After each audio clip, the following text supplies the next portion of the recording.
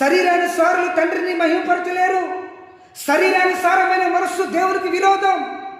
మీరు ఆత్మానుసారులుగా బ్రతకండి, ఆత్మానుసారులుగా జీవించడని ప్రభు మాట్లాడుతున్నాడు. ఆత్మానుసారులే ఇరుకైన మార్గంలో ప్రవేశిస్తారు. దేవునికి స్తోత్రం.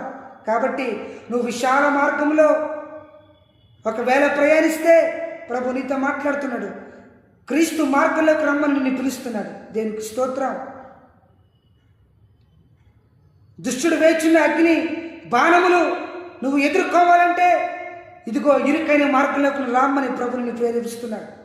దేవునికి స్తోత్రం. అనేక ఆశలు విశాల మార్గంలో ఉన్నాయి.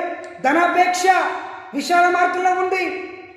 ఈరోజు మనిషి లేచిన మొదలుకొని పడుకునేంత వరకు సంపాదన సంపాదన సంపాదన అని తిరుగుతూ ధనాన్ని సమకూర్చుకుంటూ దేవుని విడిచిపెట్టి ధనానికి ప్రాధాన్యతనిస్తూ ధనాన్ని ప్రేమించేవారు అనేక మంది ఉన్నారు. వాళ్ళు విశాల మార్గంలోకి వెళ్తున్నారని ప్రభు నీతో మాట్లాడుతున్నాడు.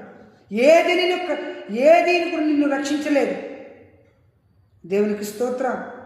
ఉగ్రత దినం ముందు నీ ఆస్తి ఎక్కడకు రాదు. ధనము సమస్త కీడులకు మూలము. ధనాన్ని నమ్ముకున్నవాడు పాడైపోతాడని వాక్యము తేటగా మాట్లాడుతూ ఉన్నది.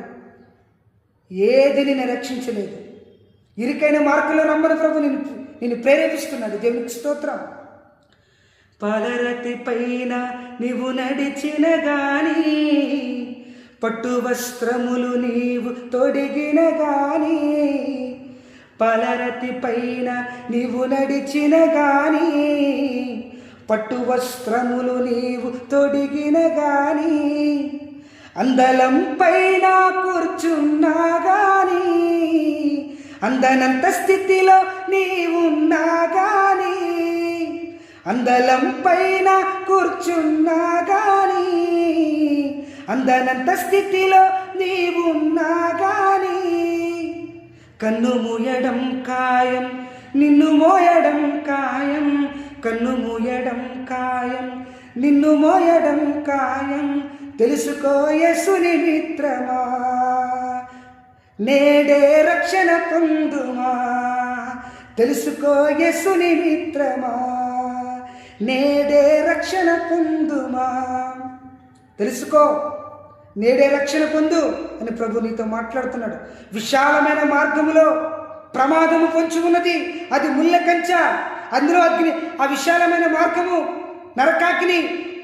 అగ్ని ఆరదు, పురుగు చావదని వాక్యము తేటగా మాట్లాడుతున్నది. ఎంత కష్టమైన క్రీస్తు మార్గం అనగా విశాల